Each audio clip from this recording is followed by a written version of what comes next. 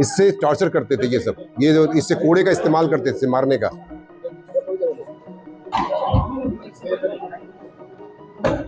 ये सब चीजें। ये यूपी मुजफ्फरनगर के एसएसपी संजय वर्मा है। जो हथियार दिखा रहे हैं वो कोई प्राचीन सभ्यता में इस्तेमाल होने वाले अस्त्र शस्त्र नहीं है, बल्कि इन हथियारों का इस्तेमाल 2026 में मजदूरों को टॉर्चर करने के लिए किया जाता रहा है। जानवरों की तरह बंधक बनाए गए मजदूर दिन रात इन हथियारों को झेलते रहे हैं।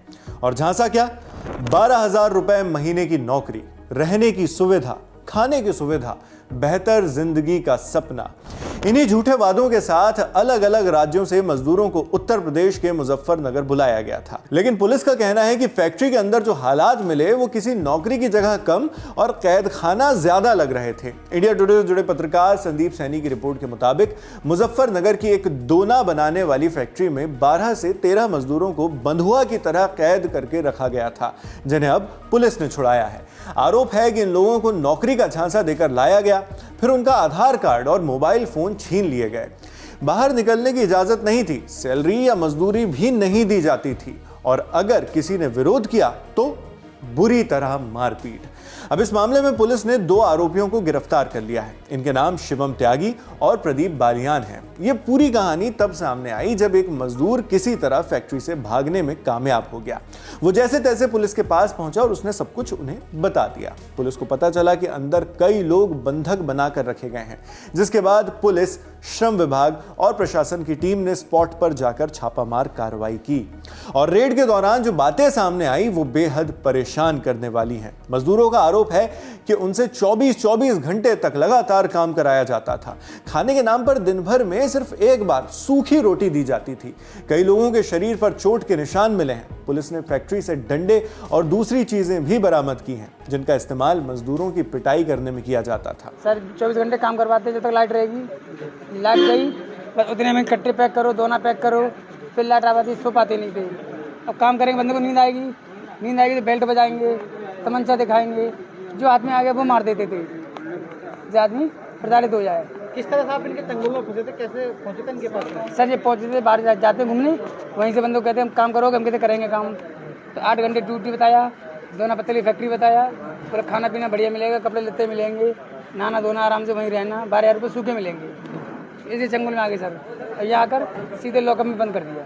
अच्छा, फिर क्या कुछ हुआ आपके रात में यहाँ पे? फिर यहाँ के काम करो 24 घंटे, अन्य की अगर आँख लगी तो मार पड़ती है, सारे बंदों मार पड़ती है। खाने में क्या देते थे? 13 लोग खाने में 24 घंटे में एक बार चोकर की रोटी, 4 रोटी और नमक और सूखी मिर्च। कितने लोग थे और पुलिस ने कितने बरामद किए और कहाँ हैं? सर बंदे हम 13 थे, 13 बंदे सब लोग साथ में हैं। अच्छा, पता नहीं कोई हम मारे थे, 2-3 लोग मार भी दिए। 2-3 लोग मार दिए। आपके साथ के थे या नहीं अलग थे वो? क्या किया उनके साथ? वो हमारा सिर गंजा करके फिर बेल्ट बजाते हैं सिर में, जैसे सिर फट जाता है फिर उनको बोरी बंद करके टांग देते हैं।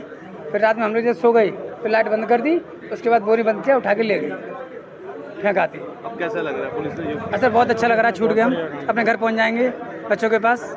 उत्तर प्रदेश पुलिस का बहुत बहुत धन्यवाद, मुजफ्फरनगर पुलिस का जो हमें मुक्त कराया। कहानी दर्दनाक है और आरोप सिर्फ इतने ही नहीं हैं। मजदूरों ने बताया कि फैक्ट्री में 2 पिटबुल कुत्ते भी रखे गए थे। इन कुत्तों का इस्तेमाल कथित तौर पर मजदूरों को डराने और भागने से रोकने के लिए किया जाता था। पुलिस अधिकारियों के मुताबिक हरियाणा, पंजाब, राजस्थान, झारखंड, बिहार, उत्तराखंड, उत्तर प्रदेश के अलग अलग जिलों और यहां तक कि नेपाल तक से मजदूर यहां लाए गए थे। उन्हें अच्छी सैलरी और बेहतर काम करने का सपना दिखाया गया था, बेहतर काम मिलने का, बेहतर रोजगार मिलने का, लेकिन फैक्ट्री पहुंचने के बाद उनकी आजादी ही छीन ली गई। 10 से 12,000 या कभी 8,000 का लालच देकर के ये लोग नौकरी के नाम पर रेलवे स्टेशन, बस अड्डे तथा विभिन्न स्थानों से इनको ले आते हैं तथा वहाँ पर बंधक बना लेते हैं तथा इनसे फिर जबरदस्ती काम कराते हैं दोने बनाने का, तथा इन्हें कोई तनख्वाह भी नहीं देते। इन्हें एक टाइम पर रोटी देते हैं, वो भी सूखी रोटी देते हैं जो कि चोकर की रोटी होती है। और इस प्रकार से इनको कई दिनों से इनके मोबाइल रख लेते हैं, कहीं वार्ता नहीं करने देते, कहीं आने जाने देते। पिटबुल डॉग रखते हैं ताकि इनको प्रताड़ित कर सके उनके माध्यम से। साथ ही साथ लोहे के कुछ इंस्ट्रूमेंट रखते हैं, गर्म करके उसको प्रताड़ित कर रहे थे। साथ ही साथ ये जो फैन बेल्ट होता है कोड़े के रूप में, उसका इस्तेमाल करते थे मारने के लिए। इनकी बॉडीज़ पे काफ़ी निशान, इनका मेडिकल कराया गया है, काफ़ी गंभीर चोटें, कई के रिब्स टूटे हुए हैं। और यहाँ तक की जानकारी मिली है कुछ लोगों की इस अत्याचार के दौरान मृत्यु भी हो गई थी। एक व्यक्ति की पहचान भी इसमें हो गई है, जिसके संदर्भ में आवश्यक विधिक कार्रवाई सुनिश्चित की जा रही है। इस संदर्भ में आपको बता दूं कि एक अभियोग थाना तितावी में 154/26 दर्ज किया गया है, जिसमें आजीवन कारावास तक की सजा है। तथा इसमें भी बता दूं आपको, इसमें और भी धाराओं की जो मृत्यु हुई है उसमें अवृद्धि की जा रही है। तथा फैक्ट्री परिसर में इसमें जो लोग 12 लोग मुक्त कराए गए हैं, निश्चित तौर से पुलिस को उन्होंने बहुत धन्यवाद दिया है। और आप समझ सकते हैं कि इस प्रकार का टार्चर करने के बाद इसमें जो लोगों के खिलाफ कठोरतम कार्रवाई के लिए पुलिस इसमें गैंगस्टर एक्ट की गैर में भी सुनिश्चित करेगी। पुलिस का कहना है कि मजदूरों को बंधुआ मजदूर की तरह रखा जा रहा था। जब भी वो अपनी मेहनत का पैसा मांगते तो उनके साथ मारपीट होती, बाहर जाने की बात तक करने पर पीटा जाता था। जब उन्हें छुड़ाया गया तो कुछ मजदूरों के हाथ पांव सूजे हुए थे, कई लोगों के शरीर पर गंभीर चोटों के निशान मिले।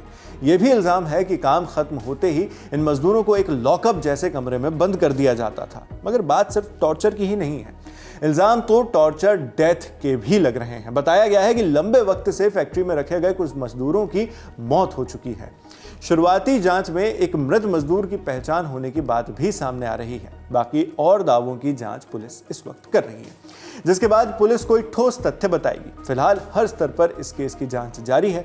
जांच में गैर कानूनी तरीके से बंधक बनाकर रखने, मारपीट, श्रम कानूनों के उल्लंघन और कथित शोषण जैसे कई पहलुओं को देखा जा रहा है। यही वजह कि मामला अब सिर्फ बंधुआ मजदूरी का नहीं रह गया है। इस पूरी कहानी में एक सवाल सबसे बड़ा यह है कि अगर मजदूरों के मोबाइल फोन छीन लिए गए थे, अगर उनके आधार कार्ड उनके पास नहीं थे, अगर वो महीनों या फिर सालों से वहां रह रहे थे, अगर उनके शरीर पर चोटों के निशान थे, तो फिर ये सब इतने लंबे वक्त तक चलता कैसे रहा? कैसे ये मामला अथॉरिटीज की नजर में अब तक नहीं आया था? एक्शन पहले क्यों नहीं हुआ? अगर एक मजदूर किसी तरह भागकर पुलिस के पास नहीं पहुंचता तो क्या ये कहानी कभी सामने आती ही नहीं?